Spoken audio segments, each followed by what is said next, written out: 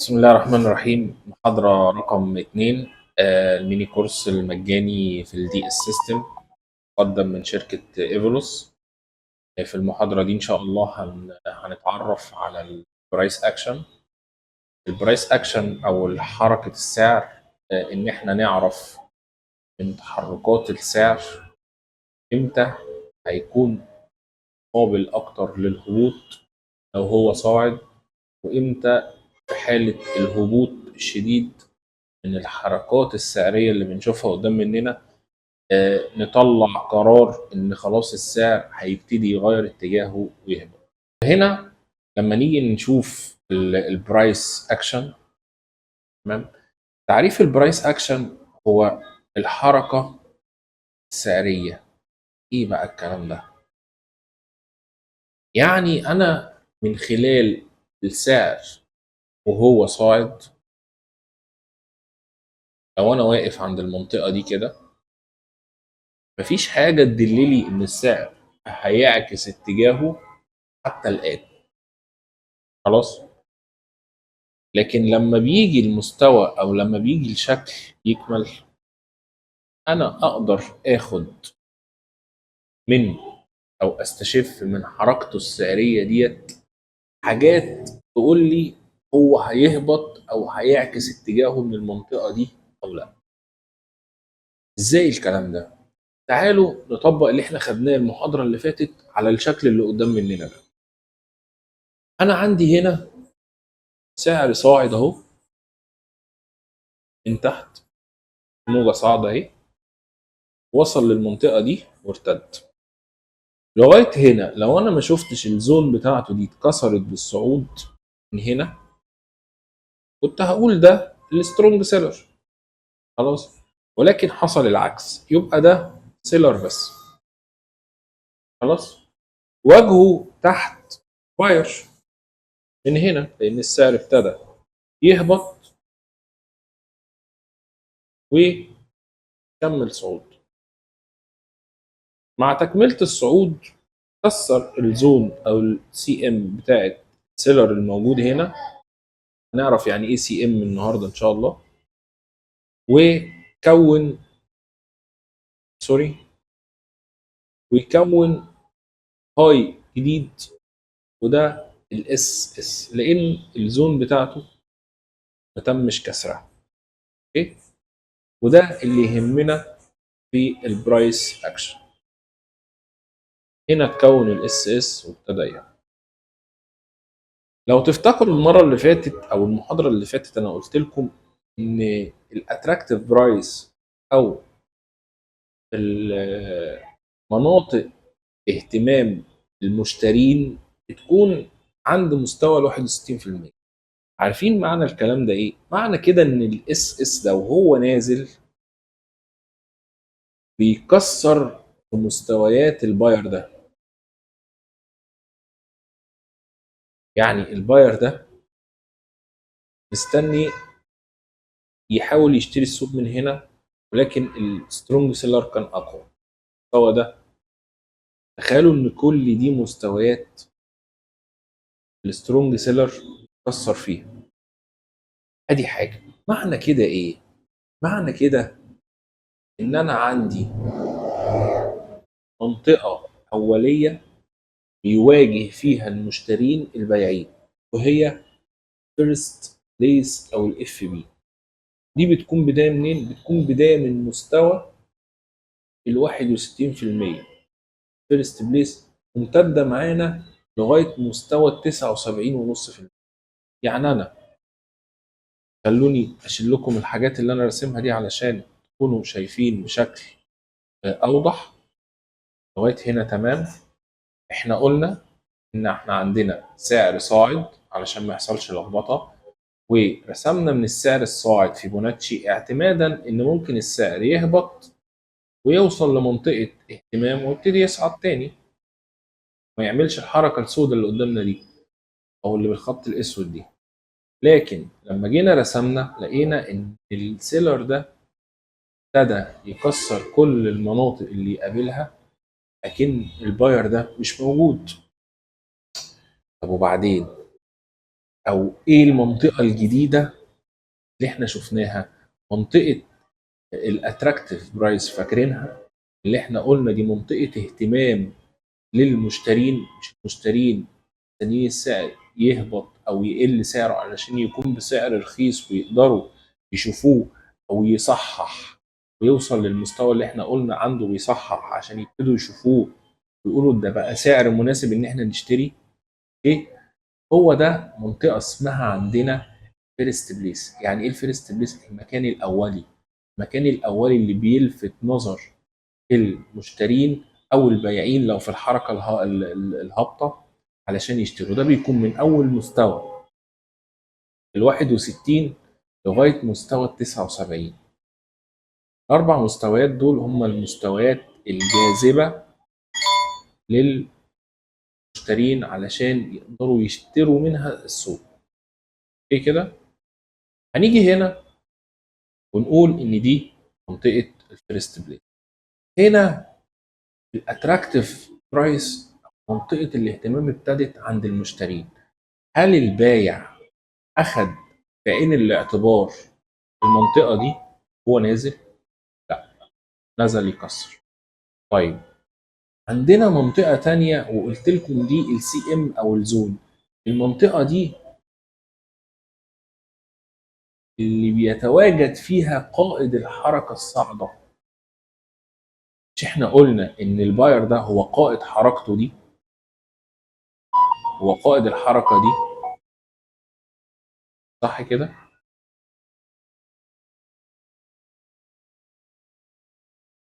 يعني الباير ده هو قائد الحركه دي. معنى كده ان المنطقه بتاعته دي هي اخر منطقه وبعد منها مش هيكون موجود، صح؟ وده اللي بنسميها سي ام او مستمده من الشطرنج. اللي بيلعب شطرنج التشيك ميت، هو ده كده تشيك ميت، الملك مات خلاص. مفيش حاجه الباير نقدر نشوفها له او نقدر نقول ان هو هيدافع عن مناطقه ويبتدي يصعد بالسوق تاني منها. يبقى انا اتعرفت عن منطقتين دلوقتي. اول منطقه الفيرست بليس او اول مواجهه للمشترين، تمام، في مواجهه البياعين او اول مناطق الاهتمام اللي بتكون عند المشترين. طب المنطقه الثانيه وهي منطقه التشيك ميت. تمام، يعني ايه منطقه التشيك ميت؟ هي نقطه الباير نفسه او نقطه اللي هو قاد الحركه ديت نفسه. خلاص اخر نقطه ليه، بعد منها مش هيكون موجود، الحركه دي مش هتكون موجوده اصلا. خلاص. فانا عايز اخد رايكم بلغه المنطق كده. سعر كان صاعد كل ده، لما يجي سيلر، تمام، يبتدي يهبط ويكسر كل مناطق الفيرست بليس اللي مستني عندها البايرز اللي هي هنا، وينزل يكسر كمان التشيك ميت بتاع الباير ده اللي هو قائد الحركه، اللي هو المفروض مطلوب منه انه يكمل الصعود من السترونج باير من تحت، من الصعود من تحت. خلاص، وكسر كل ده. هل ده يكون سيلر عادي ولا ده سيلر قوي جدا قدر يتغلب على الباير ده؟ ده سيلر قوي. اذا فهو السترونج سيلر المتوقع الجديد. المتوقع ازاي؟ المتوقع ان هو ياخد الحركه دي ويكمل بيها هبوط. ماشي.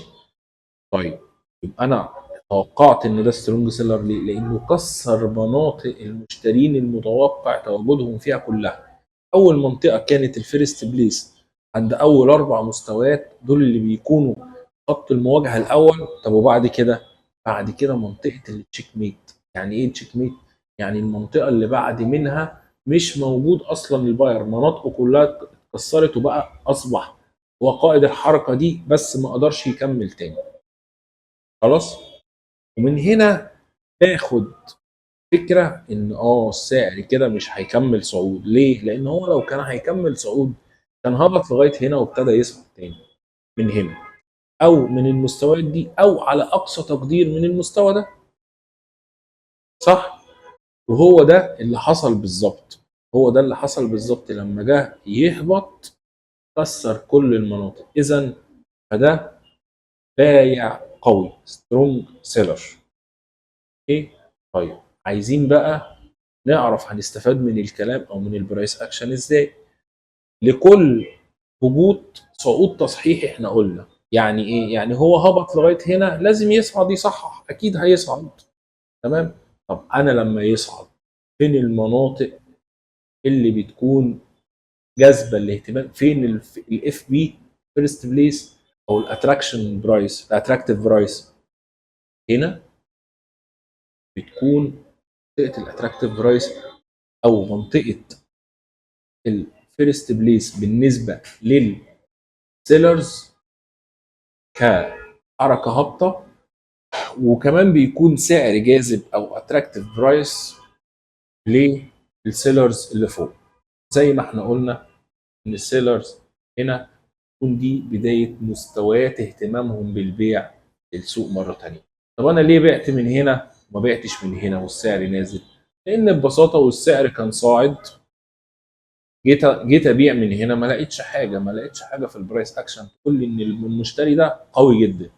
طيب لقيت حاجه للبايع. ازاي؟ لقيت ان البايع لما ده هبط كسر كل مناطق الشراء بتاعه المشتري، وكون مشتري جديد تحت اهو، وكون مشتري جديد تحت، وهو ده اللي هيتعامل معاه، بس هيتعامل معاه بمنطلق قوه. لغايه هنا هنطبق على الشارت ونرجع نكمل وجهه النظر الثانيه. زي ما احنا اتفقنا وقلنا ان الدي اس سيستم ما بياخدش وجهه نظر واحده بس. يعني انا مش هاجي اقول لك والله هو بايع قوي وكسر كل دوت وجميل وهنبيع من هنا يلا، غير لما اقول لك كمان المشتري اللي طالع ده شكله ايه. اوكي كده. تعالوا نطلع نشوف الشارت، طبق البرايس اكشن على الشارت ونشوف. والله انا عندي هنا اللي ملاحظ او اللي انا شايفه ان في حركه صاعده، في هنا بدايه هبوط. طيب هنبتدي نشوف او نحط التقسيمات بتاعتنا من غير ما نجود. زي ما انا قلت لكم هي عينينا اللي بترسم. اول حاجه هنا عندنا السترونج باير صعد بالسوق، وده ركزوا في الكلمه احتمال يكون سترونج سيلر. هنمشي السوق ونشوف ايه اللي تم. تمام. تمام. لغايه هنا سترونج سيلر هنا اهو منطقته اتكسرت، هنا اصبح هو سيلر بس. السترونج سيلر لسه لما اشوف ارتداد فوق للسوق اشوفه هيتكون ولا لا.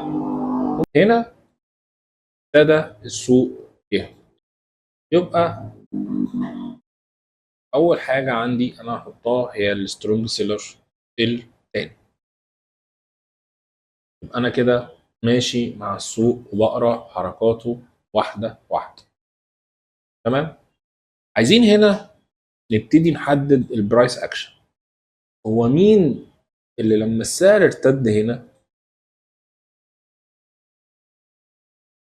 رد عليه بالصعود؟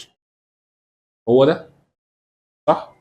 اذا اللي تحت ده هو الباير بتاعنا، الحركه الصاعده دي. اوكي.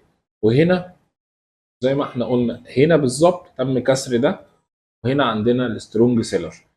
السترونج سيلر اللي نازل من فوق ده عليه مواجهه المشترين اللي حاططهم الباير القوي اللي قدر. يعني خلينا كده نرجع. الباير ده ان ما كانش قوي ما كانش قدر على الزون بتاعت السيلر اللي كان موجود هنا دي وكسرها. اذا فده باير قوي. اذا انا عندي هنا اف بي ليه هو عندي هنا مناطق اهتمام او فيرست بليس او اتراكتيف برايس سعر جاذب للشراء للمشتري. ليه؟ لأنه صعد ورجع يهبط. طيب هو لو عايز يكمل صعود هيعمل إيه؟ يجي عند السعر الجاذب هنا الفيرست بليس، يبتدي يصعد لو هو عايز يصعد أو لو هو هيقدر يصعد. خلاص؟ لغاية هنا فايدة البرايس أكشن بتكون في النقطة دي، إن أنا ماشي مستني السوق زي ما أنا شرحت، أو زي ما أنا شرحت في المحاضرة الأولانية هو إيه الدي إس.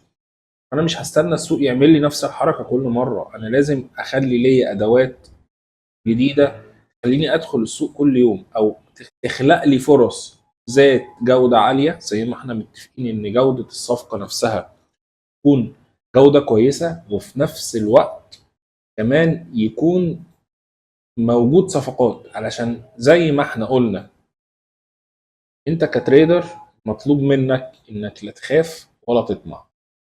انت لو خفت زياده عن اللزوم مش هتقدر تعمل نسبه في السوق، ولو طمعت هتضيع راس مالك. فانت لازم، او هو ده اللي انا اقصده من الاحتكاك الفعلي بالسوق بحساب ريل، ولو 300 دولار، حساب صغير 300 دولار ولا حاجه، يكون بيفتح لك مخك لحاجات كتيره. انت بتتداول، بتعرف طب انا لو زودت الريسك ايه اللي حصل، طب انا اقلل الريسك، طب انا اخاف شويه، لو خفت مش هعرف اعمل نسبه. كل الحاجات دي لما بتمر عليك خلي لك، وبتتوجد عندك حاجه اسمها الاكسبيرينس. خلاص انت بقيت متداول ذات خبره. ربنا ان شاء الله يوفقكم كلكم ان شاء الله ويكرمكم. هنا متوقع، او انا قاعد بشاهد السوق زي ما انا قلت لكم، احنا ملناش مصلحه لا في الاسترالي ولا في الكندي، لان الزوج ده الاوت كده اهو. ملناش مصلحه، احنا ناس واقفه هنا مش هاممها حاجه غير مصلحتها. والله يا باشا في مصلحه هنخش، مفيش خلاص قاعدين بنتفرج ملناش فيه. طيب السوق ابتدى يهبط، وصل عند المناطق بتاعتنا وابتدى يرتد شويه. معنى كده، معنى ارتداده من هنا ان هو بالفعل وجد هنا مشترين، ولكنه تغلب عليهم. خلاص تغلب عليهم بايه؟ بان هو صعد شويه وراح راجع مكسر مناطقهم تاني. لغايه هنا احنا عندنا الفيرست بليس اتكسرت، بدأ يهبط يهبط. لغايه هنا عندي المنطقه الثانيه او المنطقه المهمه اللي هي السي ام. يبقى انا عندي هنا منطقتين اتكسروا، اللي هي الفيرست بليس، واحده كسر مناطق الارتداد اللي فيها البايرز اول واحده، تاني واحده هنا اللي تشيك ميت او السي ام تم كسره برضه. اذا فده سيلر قوي مهيأ انه يقود حركه هابطه جديده قابل السترونج باير ده. اوكي، يكسره برضه، يكسر مناطقه ويفضل ينزل في السوق او ينزل في السوق. نكمل كده. هو اداني اشاره قال لي انا كسرت هنا اهو، اشاره جديده باللون مثلا الازرق اهو، انا كسرت وطالع. معنى كده ايه؟ معنى كده ان هو انا كده خلاص هشيل الفيبوناتشي ده وهقول له والله انت بدل كسرت، او انت كسيلر بدل كسرت كل المناطق دي، انا واخد في البرايس اكشن ان تكسير المناطق دي معناها ان انت السيلر قوي. معنى ان انت سيلر قوي معنى كده انك ممكن ترتد من هنا. منين؟ من الفيرست بليس بتاعنا اللي هو من ال 61 ل 79. لغايه هنا تمام. نشوف ايه اللي حصل. ابتدى السعر يصعد يصعد يصعد. تمام تمام تمام تمام. لاحظوا هنا السعر ابتدى مستوى 67.70، وصل له عملية هبوط. لو انا قررت ادخل السوق من هنا زي ما احنا عارفين، هدخل السوق من الفيرست بليس ولا هدخل السوق المستويات اللي فوق، تمام، لان كل المستويات دي بما فيهم مستوى ال 100% لينا فيه دخول، بما فيهم المستويات ال 105 اللي هو بعد كسر الاس اس اصلا لينا فيه دخول، او يعني احنا ممكن ندخل اصلا من هنا المستويات المتقدمه للدي اس بما يسمى في الاي سي تي الاوردر بلوك. يعني لو حضرتك مستني اوردر بلوك هنا، فانا بكون اصلا انا اللي بايع الاوردر بلوك اصلا. خلاص، يعني كلام مش يعني سابق الاوان. فخلينا نكمل.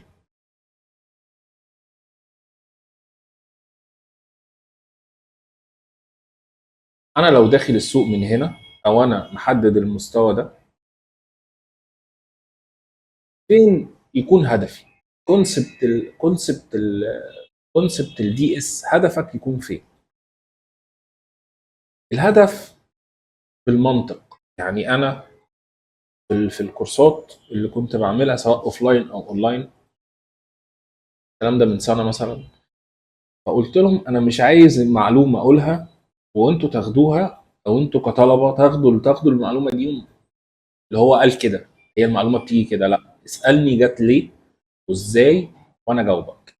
فاحنا هنا بالمنطق او بالعقل، لو ده لو ده هنا كون سيلر جديد،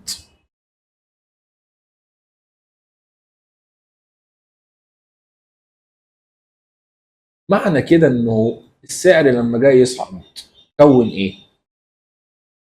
تيار جديد. اصبحت المباراه بين مين ومين؟ بين ده وبين ده. خلينا نغير لون الباير الاخضر ده. يعني الباير الاخضر ده هو اللي طالع بالسوق.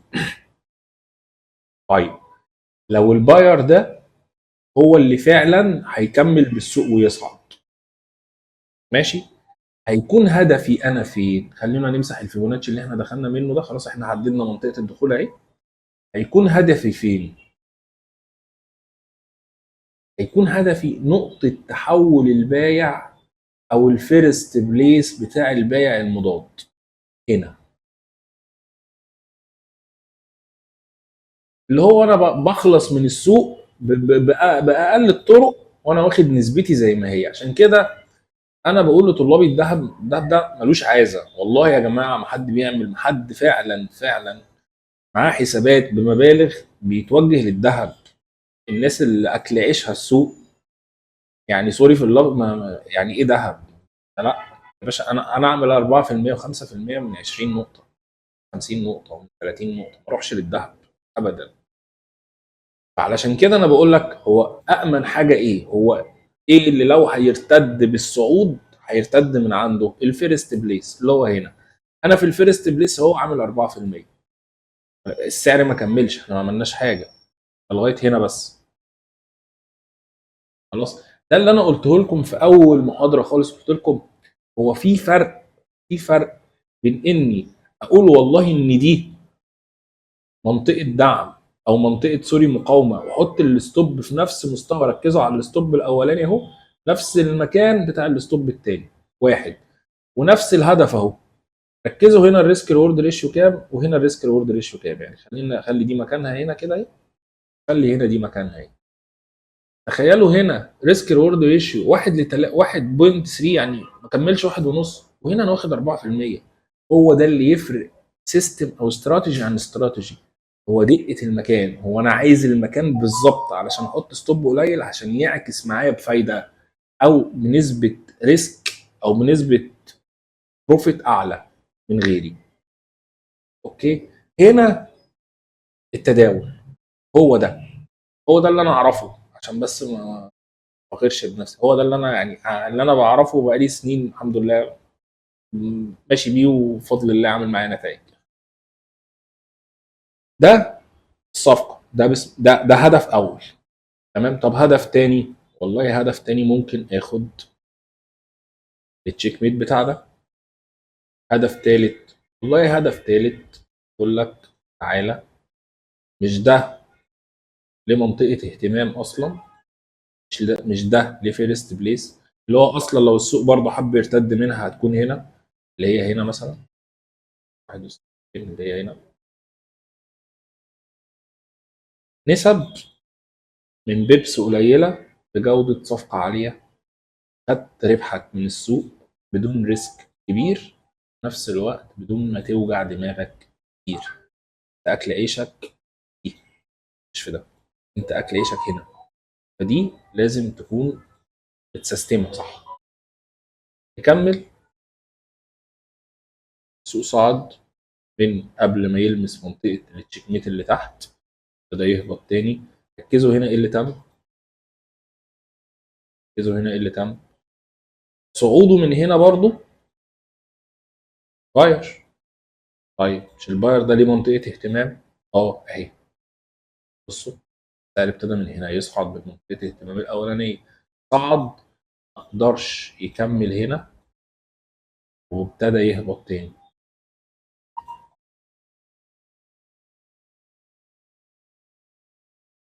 احنا من حركات صغيره داخل ازواج، زي ما انا قلت لكم ركزوا هنا كده،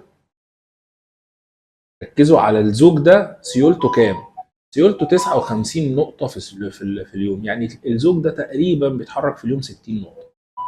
ببساطه دخلت من نقطه معينه عرفت اعمل منه 3% بدون ما ارسك في حسابي، انا مرسك ب 1% عملت 3 بدون ما اعمل اي حاجه غلط خليني ابقى مرتبك. انا خدت اللي انا عايزه من السوق في هدوء تام. اوكي، ما بالك ان احنا اصلا يعني بايعين من هنا، يعني احنا كبرايس اكشن احنا بايعين من هنا. لو استمرينا مع السوق كان زماننا لغايه هنا احنا في ارباح. بس انا بقول لك كهدف اولي، انا ما كملتش معاك، يعني انا ما كملتش مع السوق اصلا. يعني انا ممكن اخد هنا في النص العقد واحط ستوب لوزي هنا على الدخول او اعمل بريك ايفن، سيب السوق يكمل هيديني ارباح اكتر. بس انا بقول لك كنقطه اوليه ان انا هاخد من السوق حاجه واحده بس اللي هو 3% بمقابل ريسك 1%. يعني انت مرسك من ال 1000 دولار ب 10 دولار.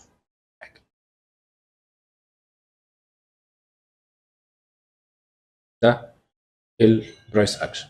هنخش بقى، هل البرايس اكشن بالمنظر اللي احنا شايفينه ده كامل او كافي؟ الدي اس سيستم مش كافي. امتى يكون كافي؟ ده اللي هنشوفه ان شاء الله لما هنشرح الرياكشنز او رد الفعل. طيب هنرجع هنا تاني لرسمه البرايس اكشن. هنا زي ما انا قلت ان ده الدي اس تريدر اهو. كل اللي احنا عملناه في البرايس اكشن ان احنا اتاكدنا ان السيلر ده، خلينا نمسح كده دول، ان السيلر اللي فوق ده قوي. جميل. ودي وجهة نظر واحدة بس للسوق، واحنا ما بنشتغلش على وجهة نظر واحدة. طيب نشتغل ازاي؟ نشتغل على وجهتين نظر. طيب ناقص لنا ايه؟ ناقص لنا نعرف الراجل اللي تحت ده عايز يوصل بالسوق لغاية فين. اوكي، عايز يوصل بالسوق لغاية فين. وهنا بتيجي عندنا حاجة جديدة هناخدها وهي الرياكشنز. يعني ايه؟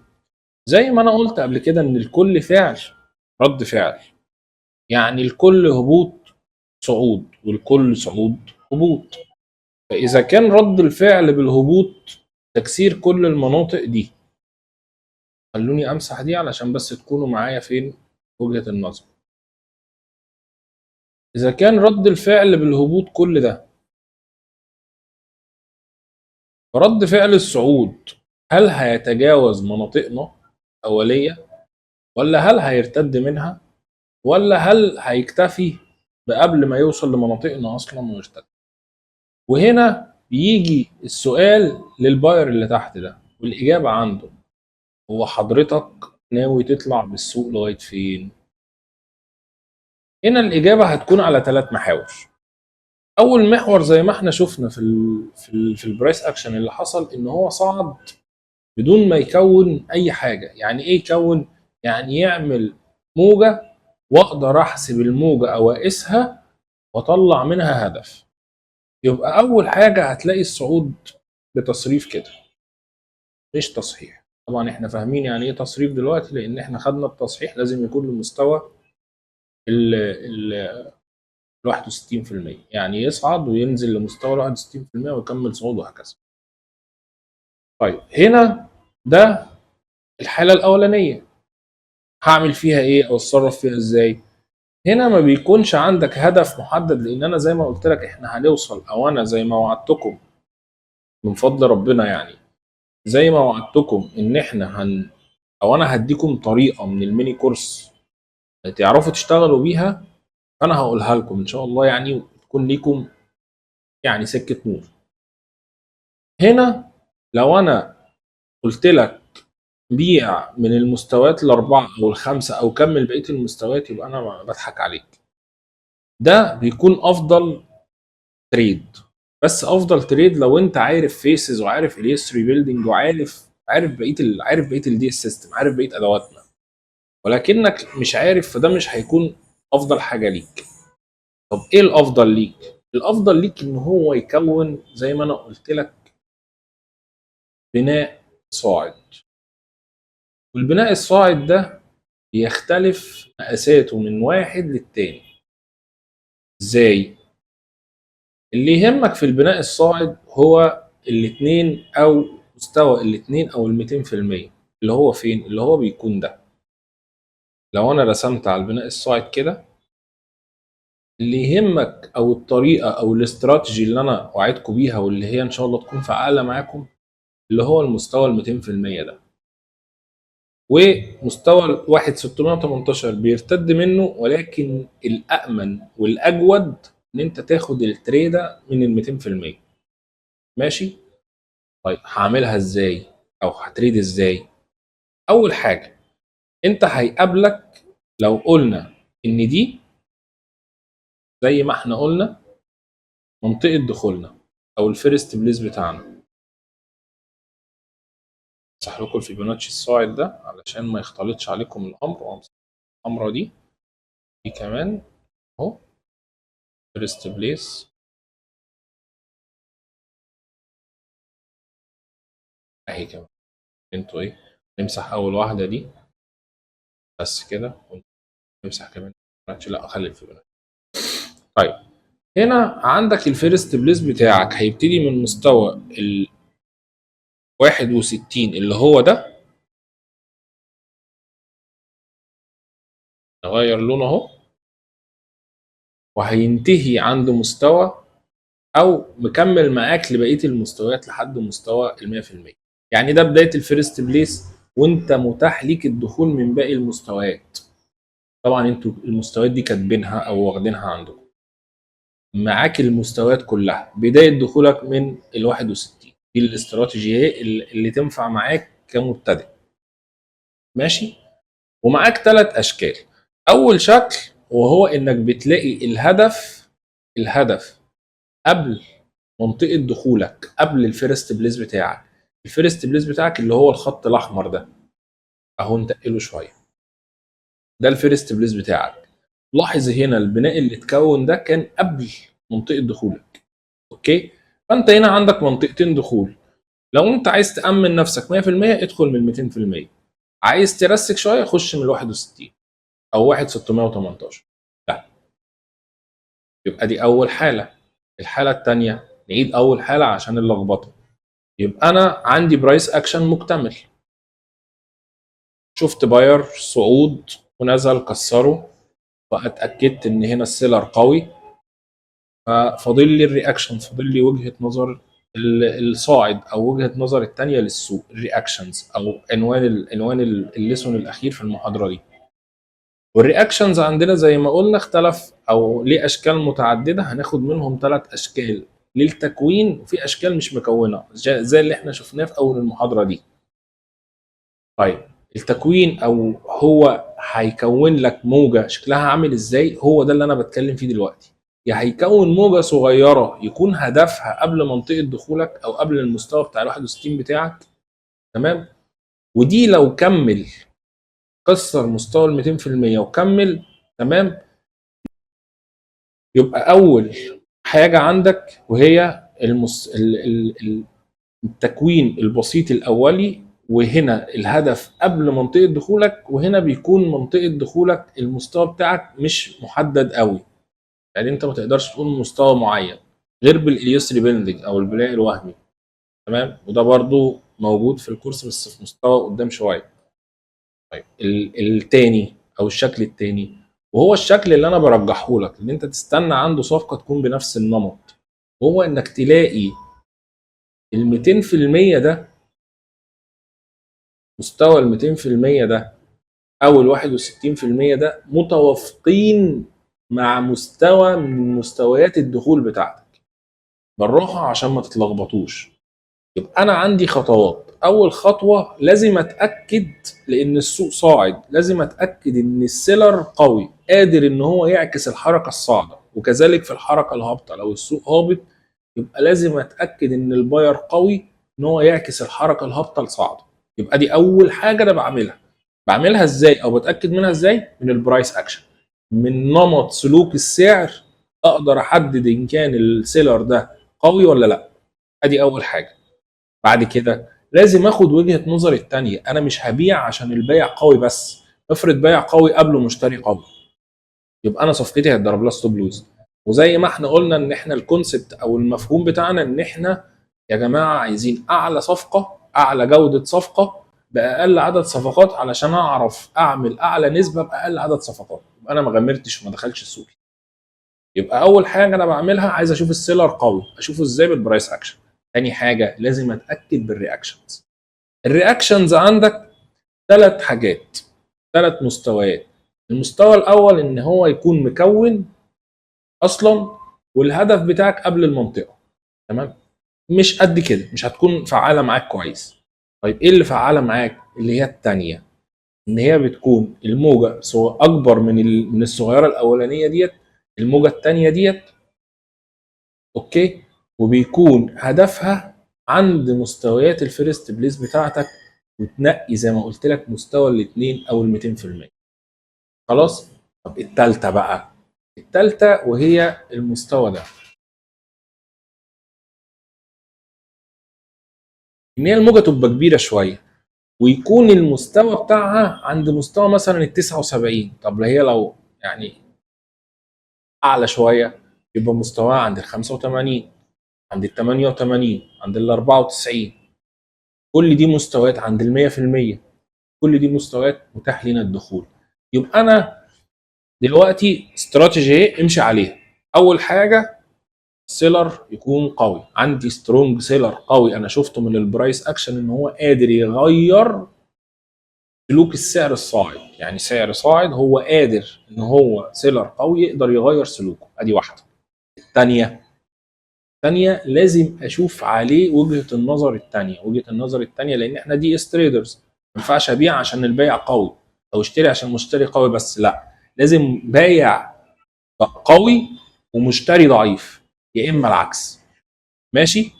طيب يبقى انت عندك اول حاجه عندك بيع قوي. تاني حاجه تتاكد من الرياكشنز. رياكشنز ثلاث حاجات. اول حاجه 200% قبل منطقتك ما تدخلش. تاني حاجه 200% عند الفيرست بليس بتاعك. نقي مستوى اشترك فيه ال 200 او الاثنين الهدف بتاع الصعود مع مستوى من مستويات اللي انت هتتمركز فيها عشان تبيع. طيب الثالثه تنقي 200% برضو الامن. طيب ممكن تبيع من 1618؟ ممكن تبيع منه، مش غلط، بس الامن ايه؟ 200%. لكن ممكن تبيع، ممكن تبيع زي ما هنشوف دلوقتي حركه قدام مننا. ماشي. يبقى انا عندي ثلاث مستويات او ثلاث حاجات اهوت من الرياكشنز تقدر من خلالهم تطلع صفقه تكون ان شاء الله زيرو انعكاس يعني. تعالوا نشوف الكلام ده بيحصل ازاي او هتشوفوه ازاي على الشارت. لو نركز هنا، انا عندي هنا طبعا انتوا خلاص بقى بقيتوا ناس بروفيشنالز. عندي هنا ده سيلر او ده سوري باير اهو. يلا نقسم السوق. ده باير صعد بالسوق، فضل يصعد بالسوق لغايه ما وصل هنا، بقى فيه سترونج سيلر قدر يغير الحركه بتاعه السوق كله. وده جه منين؟ جه من ان انا عملت فيبوناتشي كده. عشان اشوف الفيرست بليس بتاع الباير هنا كام او فين. لقيته نزل مستويات الباير، بعد كده صعد وبعد كده نزل هنا كسرها. فاضل لي تاكيد اخير وهو التشيك ميت او السي ام. هنا لقيته فعلا نزل كسره، اذا شروطي اتحققت. يبقى انا عندي هنا التشيك ميت اهو اتحقق واتكسر، واحد او اتنين سوري، وواحد رقم واحد هي الاف بي او الاتراكتيف. كان الاتراكتيف برايس او الفيرست بليس بتاع الباير نفسه، الباير ده كان اهتمامه اتكسر. يبقى كده فاضل لي او كده معلوماتي ان السيلر اللي فوق ده سيلر قوي. جميل لغايه هنا تمام. اعمل ايه؟ والله هو ده سيلر قوي، فلو طلع يصحح من هنا يكون بالنسبه لي دخول كويس. هبتدي دخولي منين؟ هبتدي دخولي من المستوى ده، الفيرست بليس بتاعي، لغايه معايا بقى كل المستويات اللي فوق دي. لغايه هنا تمام. ده البرايس اكشن اللي احنا خدناه. الرياكشنز بقى ابتدي اشوف هنا. والله تعالى حضرتك ناوي تصعد بالسوق منين؟ اشوف هنا. ايوه، موجه اهي اتكونت، وانا هاخد هنا الفيبوناتشي من اقل نقطه لاعلى نقطه لاقل نقطه تانية، وابتدي اشوفه سد منين. انا عندي هنا منطقتين دخول. المنطقه الاولانيه اهي عند مستوى 618 خلاص، والمنطقه الثانيه عند مستوى ال 200%. الامن انا عايز ال 200%، تمام، لكن ال 618 ينفع. يبقى انا عندي منطقه دخول هنا سيف جميله. ممكن هنا ادخل بحاجه نص ريسك مثلا. هنشوف السوق. يبقى انا هنا اتاكد لي الصفقه لو تفتكروا من الشكل ده. ركزوا كده،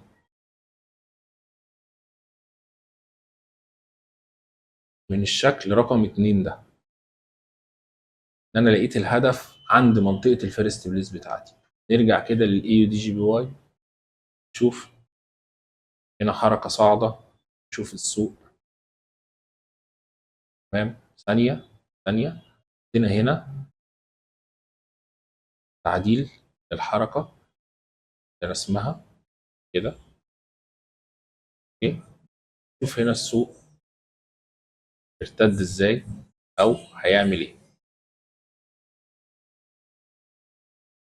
لان هنا زي ما انا قلت لكم قبل كده ان انا عايز اشوف الباير اللي هيطلع بالسوق. تعديل الرسم هنا يعني كويس ان هي جت قدامكم كده علشان تكونوا شايفينها. هنا مش ده اللي كمل بالسوق، ده باير ولكنه كمل لغايه هنا، هو اتوجد هنا سيلر. لكن مين الباير اللي كمل في السوق واللي انا اقدر اقيس عليه الحركه كامله؟ هو الباير ده. اوكي، يبقى ده كده لو انا هنا اقول لك والله انا عندي سيلر قوي كسر التشيك ميت وكسر الدنيا كلها وكون حركه صاعده، والحركه الصاعده ديت جت عند تقريبا مناطق الفيرست بليس او تكوينها. هنيجي نكمل هنا على او نطبق على الشارت. تمام، هنشوف ان انا عندي هنا باير صعد بالسوق كون لي سترونج سيلر. عرفت منين انه سترونج سيلر؟ يعني لو رجعنا البار كده شويه نشوف ايه اللي حصل. هنشوف هنا ان والله انا عندي صعود، وده تمركز مشترين هنا اهو، ودي منطقه السي ام بتاعتي، وهبتدي احط مصطلحاتي واشتغل. هنا دي الاتراكتيف برايس او الفيرست بليس بتاع الباير هنا.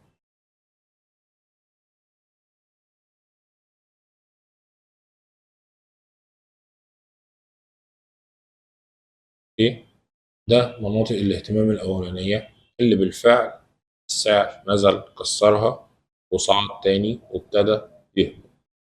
تمام، يبقى اول شرط عندي في البرايس اكشن اتحقق. تاني شرط وهو ان السعر ينزل يكسر لي للتشيك ميت. علشان كل ده علشان ايه؟ ركزوا، علشان اتاكد ان السيلر ده فعلا قوي وهيقدر يهبط بالسوق. لغايه هنا الكسر حصل فعلا، نزل كسر المناطق بتاعه التشيك ميت او مناطق الباير. وهنا السي ام عندي او اهو التشيك ميت تم واتكسر. اوكي، هنيجي هنا نشوف بقى. انا عندي مناطق الاهتمام دي، خلوني امسح الفيبوناتشي ده، ودي عندي مناطق الاهتمام بتاعتي. خلاص انا قلت ان السيلر ده قوي لدرجه انه هيخلي السعر يرتد من اول مستوى ال 61، لان ده الاف بي بتاع السيلر. نغير لون، ماشي. ناقص لي ايه؟ ناقص لي اني اشوف الباير عايز يوصل بالسوق. ما ينفعش ادخل الصفقه كده، كده مش منطقي. الدي اس لازم ياخد وجهتين نظر. الاول البايع قوي هيقدر يرتد بالسوق، كمان المشتري عايز يوصل بالسوق لغايه فين ويبتدي يرتد. ماشي، جميل. هنيجي هنا نمشي السوق، تمام. ابتدى هنا يتكون قدام مني الشكل اللي انتوا شايفينه ده. ممكن واحد يجي يقول لي والله اللي اتكون قدام مننا الاول الشكل ده واحنا ليه ما خدناهوش؟ هسأله سؤال، هو الباير ده لما جاي يصعد بالسوق كمل صعود وواجه السيلر ولا ارتد من هنا؟ ارتد. طيب مين اللي كمل الصعود وطالع في مواجهة السيلرز اللي هيكونوا عند منطقة الاف بي؟ الباير ده اللي بالاخضر ده ولا اللي بالاحمر ده؟ لا، اللي بالاخضر. يبقى مين تاني نقطة عندي سوري، هرسمها بالفيبوناتشي ده. يبقى الفيبوناتشي الاتجاهي بتاعي يترسمش كده، لا، يترسم كده. هو ده، هي دي الحركة. تمام، يبقى دي أول حاجة أو دي أول حركة أنا رسمتها. طيب أنا عندي إيه؟ يعني أنا كده إيه اللي ظاهر قدام مني؟ أنا هنا ماليش دعوة بحد أهو، خط كبير أهو الأسود ده مش خط دخول ولا حاجة علشان ما تتلخبطوش. أنا هنا ده أنا واقف بشوف السوق بقيمه، أنا الخط ده نرجع بيه ورا أهو عشان أنا هنا واقف في النص. والله أنا هخش صفقة، ماشي. ايه المعطيات اللي تخليني انا اطلع او احرك حسابي علشان ادخل الصفقه؟ اول حاجه عندي سيلر قوي، جميل ببرايس اكشن، جميل ببرايس اكشن. تاني حاجه عندي بنى بيقول لي ان ان المشتري ده هيوصل بالسوق للمستويات دي، جميل. طب انا عندي هنا منطقتين دخول امن، اللي هي منطقه ال 200%. طيب المنطقه الاقل شويه ال 61 او ال 1.608. تمام. طيب انا ممكن ادخل من الاثنين على حسب انت بقى ودماغك، لكن انا بقول لك ال 200%. شوف هنا السوق لما صعد كان بفضل الله ارتداده قبل يعني تقريبا ده كده بالشبه يعني، بس ارتداده جه بالظبط من المستوى المحدد، يعني ما لحقش يلمس. هو لو كان لمس كان ادانا الصفقه زيرو انعكاس، وهو ده اللي انا بقول لك عليه، كواليتي جيده. وما قدرش، خلاص هنا المشتري جاب اخره وهنا البيع قوي زي ما انا قلت لك، فادانا على طول الهبوط بتاعنا او السيل بتاعنا. طيب سريعا، الهدف فين؟ الهدف بالمنطق هو السعر ده لما يجي يهبط كده مش هيهبط للفيرست بليس بتاع الباير ده، سترونج باير ده اللي صعد بالسوق اصلا ومكون الحركه دي كلها. فين هو؟ اهو. يبقى انا لو اتفعل لي الاوردر ده خلاص، وهحط مثلا خليك في مثلا 20 نقطه لغايه ما هنقول لك ان شاء الله برضو، او هقول هتكلم في الستوب لوز، الاقي نفسي واخد تقريبا 5% لو كانت اتفعلت. يعني ممكن صفقه زي دي تخليك تكلم نفسك. تمام، بس ده شيء يفرح ان السوق ما ضربليش الستوب وما شافش مناطقي، لا بالعكس، ده هو قبل ما يوصل لمناطقي ارتد. معنى كده ان انا واخد اعلى حاجه، اللي هو البايع في اعلى مناطق قوته والمشتري جايب اخره. تمام، وفي نفس الوقت طلعت من السوق باعلى ربح، وانا ما بخاطرش. ليه؟ لان ما ممكن السوق انت، والله ممكن، ما انت يعني واحد ممكن يقول لي طب ما ممكن السوق ينزل ويجي عند مناطق الفيرست بليس ويرتد. يرتد حضرتك، ما انا خدت 5% عند الفيرست. خلاص، انا اللي انا عايزه من السوق خدته في اقل عدد بيبس ممكنه واقل ريسك ممكن، وبادق منطقه دخول. يا رب تكون المحاضره عجبتكم. دي كده كانت المحاضره الثانيه، خدنا فيها البرايس اكشن والرياكشن. ان شاء الله لينا محاضره كمان يا محاضرتين نتكلم فيهم عن حاجات برضو ممكن ان شاء الله تكونوا اول حاجه او اول مره تسمعوهم في اعرفش بقى، الله اعلم. دعواتكم واتمنى لكم التوفيق، والسلام عليكم.